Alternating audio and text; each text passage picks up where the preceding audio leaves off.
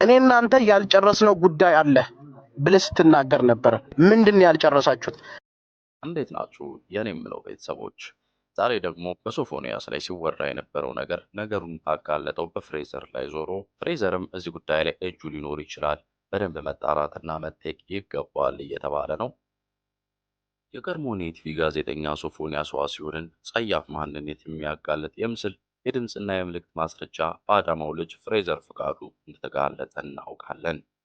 በዚህም ብዙዎች በጋዜጠኛው ነውር ተሸማቀዋል፣ ደንግጧል። በልጁ የምትኮራው እናትም ምን ተሰምቷት ይሆን? ይህ የሶፎንያስ ዋሲሁን ጸያፍ ተግባር በተደራጀ መልኩ መረጃውን ለሕዝብ ያጋራው ፍሬዘር የሶፎንያስ ማንነት ሕዝብ እንዲያውቅ ማድረጉ ሊመሰገን ይገባል እያሉ ብዙዎች እየተናገሩ ይገኛሉ። ነገር ግን ራሱ ፍሬዘር በዚህ ተግባር ውስጥ ተሳትፎ ሊኖረው ይችላል። ፍሬዘር ከጋዜጠኛ ሶፎንያስ ጋር በነበረው የድምፅና የምልክት ምልልሶች ለምን ሶፎንያስ ብቻ ፍሬዘርን በድርጊቱ ሰለባ ነው ለማለት የሚያስደፍሩ ናቸው። በሁለቱ ግለሰቦች መካከል ከነበረው ሰላማዊ ንግግር ሶፎንያስ ዋሲሁን ሆነ ፍሬዘር አካላዊ ትውውቅ እንዳላቸው መገመት ይቻላል። መቼም ጋዜጠኛ ሶፎንያስ አዳማ ድረስ ለመጓዝና ከልጁ ጋር ለመገናኘት ሲወስን በስልክ ወይም በመልእክት ብቻ በነበራቸው መቀራረብ ነው ቢባል ውሃ አያነሳም። አዳማ ድረስ የወንድ አካልን ፍለጋ ኪሎ ሜትሮችን አቋርጦ ለመጓዝ ከፍሬዘር የተሰጠው ማስተማመኛ ይኖራል። የጋዜጠኛ ሶፎንያስ ነውርን ያጋለጠው ፍሬዘር ራሱ የተሸከመው ነውር እንዳለ መፈተሽ ያስፈልጋል እያለ ብዙሃኑ እየተነጋገረ ይገኛል። በመጀመሪያ ደረጃ ሶፎንያስ ስለዚህ ቆሻሻ ድርጊት ለማውራት የሚያስችል ሁኔታ ባይኖር ስለ ድርጊቱ ለማውራት ድፍረት እንዴት ሊያገኝ ቻለ? እሳት በሌለበት ጭስ አይታይም እንደሚባለው በፍሬዘር በኩል የተከፈተ በር ባይኖር ኖሮ ሶፎንያስ ዘው ብሎ ሊገባ አይችልም ነበር። ሁለቱ ግለሰቦች በርገር የሚባል የኮድ አጠራር በመጠቀም ብዙ አውርተዋል።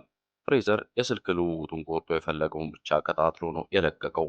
አጋለጥኩ ያለው ግለሰብ በዩቱብ እና ቲክቶክ ወሲባዊ ነክ ቪዲዮዎችን ሲሰራ የከረመ ግለሰብ ነው።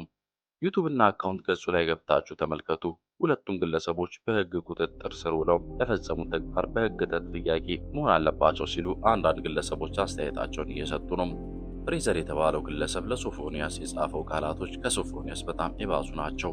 በዚህ የቆሸሸ ድርጊት አካል ሶፎንያስ ብቻ ሳይሆን ፍሬዘርም ሰለባ ወይም አካል እንደሆነ ከሁኔታዎች መረዳት ይቻላል።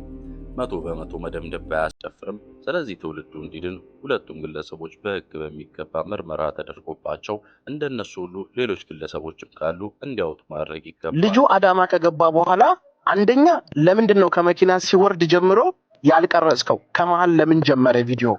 ሁለተኛ ነገር ደግሞ እንመታዋለን ብለህ እንደዛትክ አላደረከው። ኢቭን ኢፍ ጓደኞች እየደበደቡ ተውት አትምቱት ስትል ነበር። ሶስተኛ ጥያቄ እኔ እናንተ ያልጨረስነው ጉዳይ አለ ብለህ ስትናገር ነበር። ምንድን ያልጨረሳችሁት? አራተኛ ጥያቄ ደግሞ አንተ እውነት ትክክለኛ ሰው ከሆንክ ከበስተጀርባችሁ ምንም አይነት ነገር ከሌለ ሙሉ ኮንፊደንስ ካለ ሙሉ መረጃ ካለ ለምንድን ነው ይሄንን ልጅ ለፖሊስ አካል አሳልፈ ያልሰጠው? ይሄን ጥያቄ መልስልኝ። እሺ የመጀመሪያው ጥያቄ ምን ነበር? አንድ አከታትለህ ስለጠየቅከው ድጋሚ የመጀመሪያው አንድ ባንድ ለመለስልህ።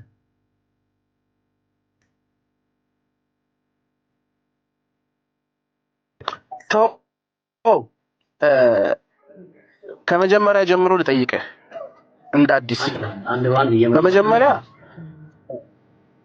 ኦኬ እሺ፣ ለምንድን ነው ይሄንን ልጅ ማለት በመሃል የተነጋገራችሁት ነገር ነበረ? ሶ አንተ ጋር እንደሚመጣ እኔ አሁን በአጠቃላይ ማለት ነው ከልጁ አፍ ላይ የሰማሁት ነገር ቢኖር ሻወር ውሰድ የምትል ነገር ብቻ ነች። ከዛ ውጭ ግን አንተ አምነህ ሊሆን ይችላል፣ ተቀብለህ ሊሆን ይችላል። እኛ እንድናምንና እኛ እንድንቀበል የሚያደርግ ነገር ከልጁ ከዚች ወርድ ውጪ የሰማነው ነገር የለም። ሶ አንተ ስክሪንሻት ነው ስታነብ ያየንህ። ለምንድን ነው ከስክሪን ላይ ሪከርድ እያረክ ማታሳየን? ቪዲዮ አብርተህ አንደኛውን ስልክ አብርተህ ይሄው እዚህ ጋር ገብቻለሁ ይሄን ጽፏል እያልክ ለምንድን ነው ልታሳየን ያልፈለግከው? ይሄን ማድረግ ለምን ከበደ? ሁለተኛ ለፖሊስ አሳልፈ ለምንድን ነው ያልሰጠኸው ልጁን? ሶስተኛ የመለስኩልህ እሄዳለሁ የመለስኩልህ የመጀመሪያው ነገር አንድ ስልክ ነው ያለኝ፣ የምጠቀመው በአንድ ስልክ ነው፣ ሁለት ስልክ የለኝም። ስክሪን ሪከርድ ለማድረግ ምናልባት አፕሊኬሽን መጠቀም ይኖርብኛል አውቃለሁ፣ ግን እንደዚህ አይነት ጥያቄዎች ያስነሳል። እናንተ አልጨረስንም ስትለው ሁለተኛ ስልክ በግራ እጅ ይዘህ ነበረ። እሺ ላስታውስህ። የመጀመሪያው ነገር እኔ እናንተ አልጨረስንም ብዬ ስናገር የያዝኩት ስልክ እስቲ ቪዲዮውን መለስ ብላችሁትና ካሜራዬ አይታችሁት ከሆነ ዝቅ ሲል መሬት ላይ የወደቀች አንድ ስልክ ትታያለች። ገብታችሁ ታዩታላችሁ። ሄዳችሁ ቪዲዮውን በደንብ ይዩት እና እኔ ሐሳቤ ስልኩን መውሰድና መረጃዎች ለህግ ማጋለጥ ስለነበር የሆነ ስልክ ሲወድቅ ሳይ ያንን ስልክ አይታችሁ ከሆነ በዚህኛው እጄ ካሜራ ይዟል። እኔ እናንተ አልጨረስንም ብዬ ስናገር በግራ እጄ ነው ስልኩ ያለውና ከመሬት ያነሳውበት ሶ የዚህ ሰዓት ላይ እጄ የሆነ ፋይል እንደገባ ስለገባኝ እኔ እናንተ ገና አልጨረስንም ማለት ጀስት ያለውን ነገር ለህግ አቅርቤ የማጋለጥ ይሆናል የሚል ምላሽ ነው የሚሆን የሚጀምረው። ሶ ያ ስልክ ባለቤትነቱ የኔ አይደለም ማለት ነው።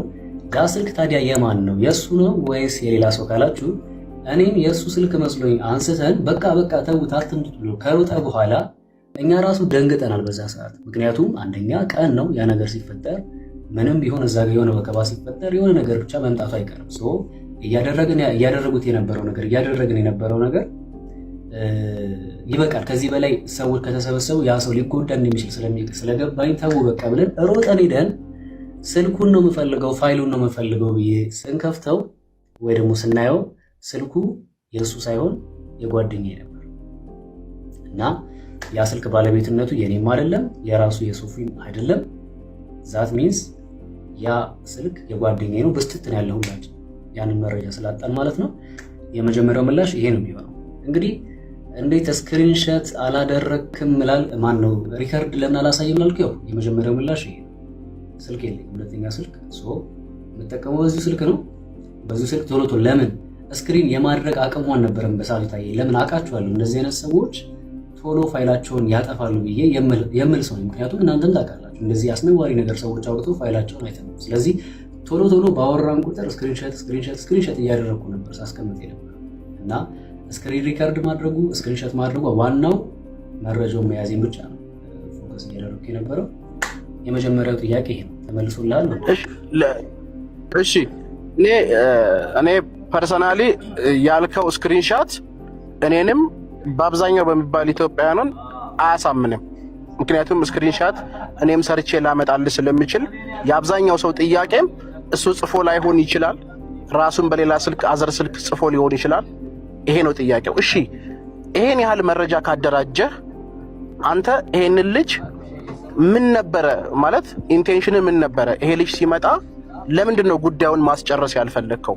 አንደኛ ማለት ሰውም እንዲያምን